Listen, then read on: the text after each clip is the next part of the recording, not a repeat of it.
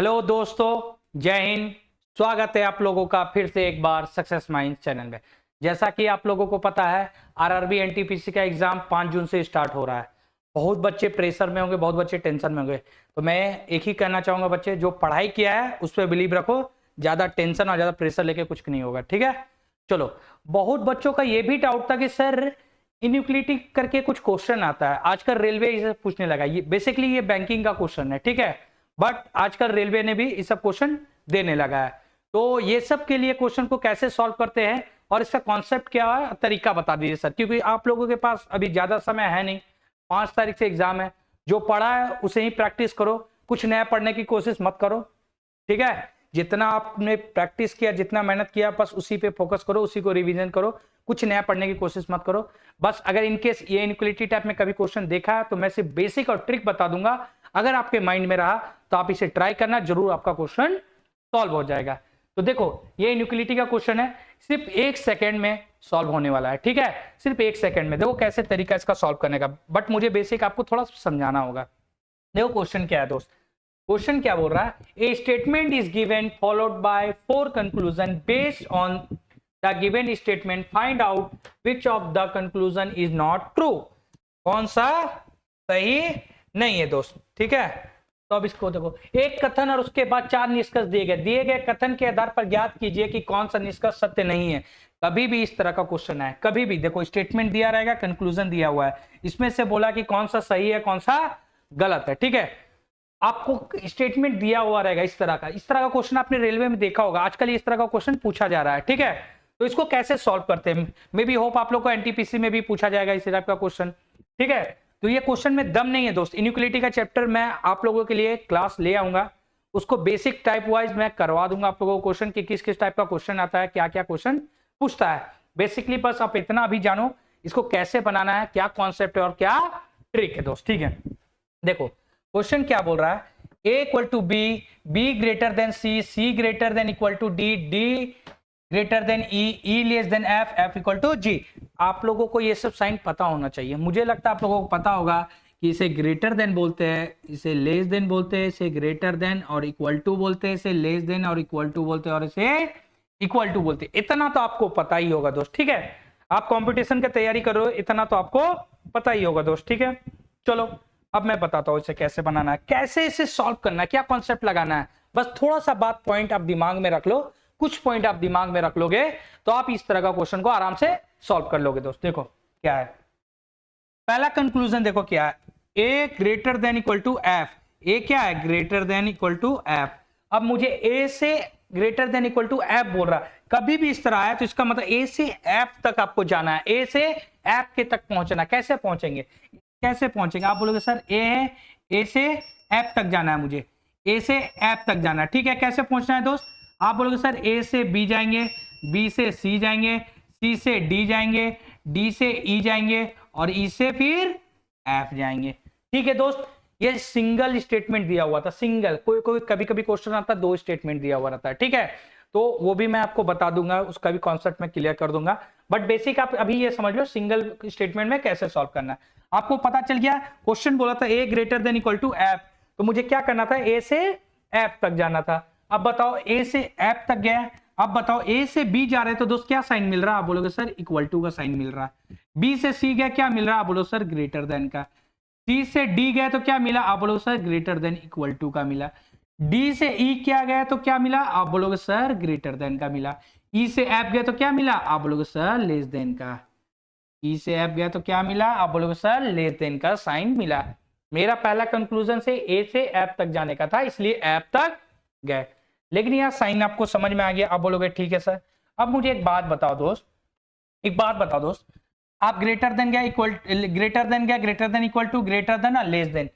अब एक चीज आपको मैं सिर्फ कॉन्सेप्ट या ट्रिक आप समझ लो, जो समझना है आप समझ लो आपके अनुसार। मैं आपको बता रहा हूं, कभी भी इस तरह का स्टेटमेंट में एक ये साइन एक दूसरे का अपोजिट मिल गया, या फिर greater than less than opposite sign कभी भी मिल गया, ग्रेटर देन लेस देन या greater than equal to less than equal to, वो स्टेटमेंट हमेशा मेरा जो कंक्लूजन बोला वो हमेशा मेरा गलत होगा। क्या होगा, गलत होगा, रॉन्ग होगा।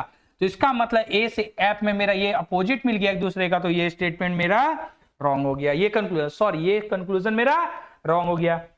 समझ में आया दोस्त? समझ में आया? ये तरीका बोलो, ट्रिक बोलो या कॉन्सेप्ट बोलो, जो दिमाग में रखना रख लो आप। हमेशा एक दूसरे का अपोजिट साइन मिला मुझे, वो हमेशा कंक्लूजन मेरा रॉन्ग होगा। ठीक है, पहला खत्म। चलो अब सेकंड कंक्लूजन चेक करते हैं दोस्त। ये मेरा रॉन्ग हो गया। सेकंड अब देख लो दोस्त, सेकंड अब देख लो। अब मुझे कहां जाना है? ई से जी तक। आप बोलोगे सर ई से जी तक जाना, और साइन क्या दिया हुआ है ई से जी में? आप बोलोगे सर ग्रेटर देन का दिया हुआ है। ई से जी के बीच में क्या दिया, साइन दिया हुआ? आप बोलोगे सर ग्रेटर का दिया हुआ है। ठीक है, और मुझे जाना कहां है? ई से जी तक। तो मेरा सॉरी ये लेस देन का है, सॉरी ये दोस्त लेस देन का है। क्या है? लेस देन का है। ठीक है, तो अब जाना कैसे है? आप बोलोगे सर ई से एफ जाएंगे, एफ से फिर जी जाएंगे।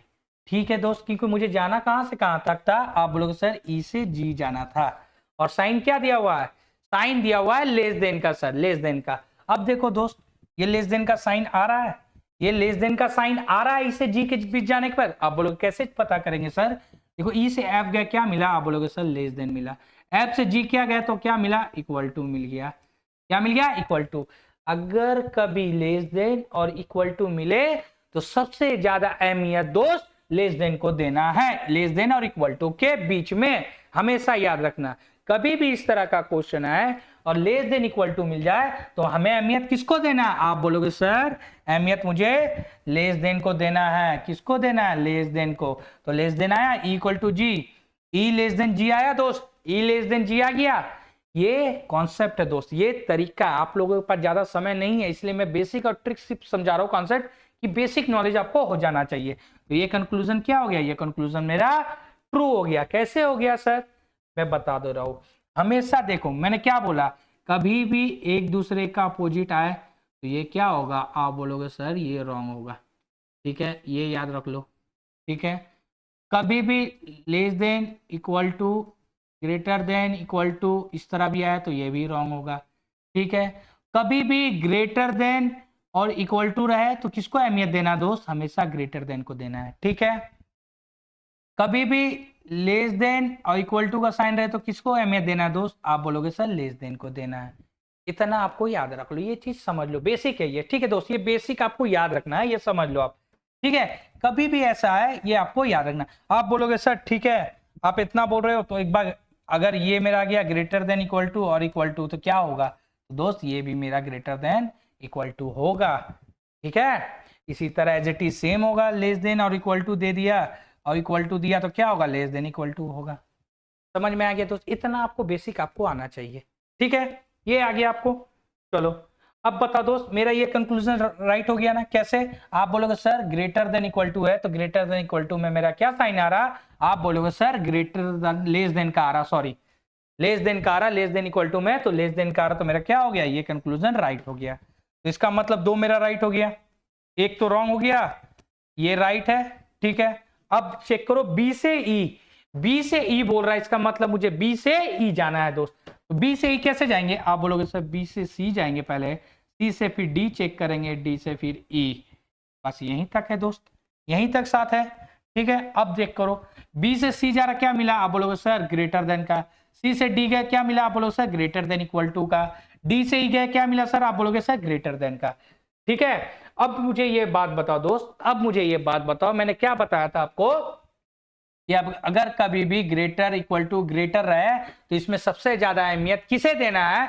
आप सबसे बड़ा कौन होता है? ग्रेटर। तो इसको हम लोग किसका अहमियत देंगे? तो हम लोग अहमियत देंगे दोस्त ग्रेटर देन का। ठीक है, किसका देंगे? Greater than. तो B greater than E, option 3 conclusion ये भी सही हो गया। ये आपको मैंने बताया। ठीक है, ये हमेशा याद रखना। और बोलोगे सर अपोजिट डायरेक्शन में भी नहीं है, अगर अपोजिट डायरेक्शन रहता किसी का भी तो वो मेरा रॉन्ग कंक्लूजन होता है। यहां तक समझ में आया दोस्त? अब लास्ट कंक्लूजन चेक कर लेते एक बार दोस्त क्या है। ठीक है, चलो ये तो रॉन्ग था, ये राइट है, ये राइट है। अब लास्ट चेक कर लेते दोस्त। ठीक है, लास्ट क्या बोल रहा? सी से ई, सी से ई जाना है तो सी है, सी से पहले डी जाएंगे दोस्त, डी से फिर ई जाएंगे क्योंकि ई तक ही जाना है। लेकिन साइन क्या दिया हुआ? आप बोलोगे साइन मेरा ग्रेटर देन का दिया हुआ। साइन किसका दिया हुआ? ग्रेटर देन का दिया हुआ। ठीक है, अब सी से डी गया, किसका साइन मिला? आप बोलोगे sir greater than equal to का। डी से ई गया, किसका साइन मिला? आप बोलोगे सर ये भी मेरा ग्रेटर देन का मिला। अब एक बात बता दोस्त, मैंने क्या बताया आपको? अब बताओ दोस्त, मैंने क्या बताया आपको? अगर कभी भी greater than equal to greater than मिले तो इसमें से किसको अहमियत देना है? तो आप बोलोगे सर ग्रेटर देन का अहमियत देना है। किसे देना है? ग्रेटर देन का। तो मेरा क्या आ रहा? सी ग्रेटर देन ई, तो कौन सा साइन आएगा? ग्रेटर देन ई। तो ये भी सही हो गया। क्यों? क्योंकि सेम अहमियत दे रहे, तो इसका मतलब इस क्वेश्चन के अनुसार सी से ई जाने पर मुझे ग्रेटर देन ही मिलेगा, इसलिए ये भी कंक्लूजन मेरा राइट है। ये भी कंक्लूजन मेरा राइट है। चलो मैं कुछ और आपको लिख के दिखा देता हूं जो आपको बेसिक याद होना चाहिए, ठीक है? ये याद होना चाहिए। इसका मतलब ऑप्शन मेरा ये हो गया, ठीक है? ये मेरा सही नहीं है, ठीक है? अब मैं कुछ लिख देता हूं आपको, आप एक बार ध्यान दे दो इसे। कभी भी क्वेश्चन ग्रेटर देन रहे, ठीक है, साइन कभी भी साइन में ग्रेटर देन और इक्वल टू रहे, लेस देन इक्वल टू रहे, ठीक है, ठीक है, इक्वल टू रहे, तो इसका मतलब होता है क्या दोस्त? इसका मतलब क्या होता है मेरा? का मतलब इसमें से हमको किसका अहमियत देना है? तो आप बोलोगे सर ग्रेटर देन का अहमियत देना है। किसका देना है? Greater then. इसमें से किसका अहमियत देना है? Less than. ये पॉइंट आप याद रख लो, ठीक है? ये बेसिक आपको सिर्फ एग्जाम के लिए मैं बता रहा हूँ, ठीक है? अब आ जाओ, अब हो गया ये। अब बताओ, ग्रेटर देन इक्वल टू और इक्वल टू रहे, लेस देन इक्वल टू और इक्वल टू रहे, ठीक है, ये भी रहे। अब मुझे बताओ इसमें है तो इसका क्या होगा? इसका क्या होगा? आप बोलोगे सर इसमें भी इसका अहमियत देना है, सॉरी, इसमें भी ग्रेटर देन और लेस देन का अहमियत देना है। ये समझ में आया? ये समझ में आया? एक और लिख देते पॉइंट, ठीक है? एक और पॉइंट आपको लिख के देता हूं मैं। अब देखो दोस्त, कभी भी आपको ग्रेटर देन और ग्रेटर देन इक्वल रहे, less than, sorry, less than और लेस देन इक्वल रहे, तो आपको में क्या करना है? कुछ मत करना दोस्त, इसमें से आपको अहमियत किसको देना है? ग्रेटर देन को, और इसमें लेस देन, ठीक है? तो इसे मैं डिफरेंट कलर से लिख देता हूँ, ठीक है? इसमें देना है ग्रेटर देन को, इसमें देना है लेस देन को, ठीक है? ये समझ में आ गया। और मेरा एक बात दोस्त समझ लो, अगर कभी भी आपको greater than, less than, greater than equal to, less than equal to रहे, तो क्या करना है? तो क्या करना है? हमेशा एक चीज याद रखना दोस्त, हमेशा ये चीज याद रखना, इसका मतलब ये आपका रॉन्ग हो गया। क्या हो गया? ये कंक्लूजन रॉन्ग होगा।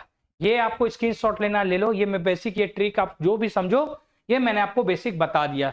मैं आपके डिमांड पे मैं नेक्स्ट क्लास में इनइक्वालिटी का चैप्टर वाइज आपको क्वेश्चन करा दूंगा, और टाइप वाइज किस टाइप का क्वेश्चन आता है इनइक्वालिटी में, किस किस का टाइप का क्वेश्चन आता है, वो मैं आपको बता दूंगा। आप इतना बेसिक अभी फिलहाल आरआरबी एनटीपीसी के लिए जान लो, ठीक है? आई होप आप लोगों को वीडियो अच्छा लगा होगा, आप लोगों ने चैनल को लाइक एंड सब्सक्राइब कर चुके हैं। तब तक के लिए दोस्त बाय बाय, धन्यवाद।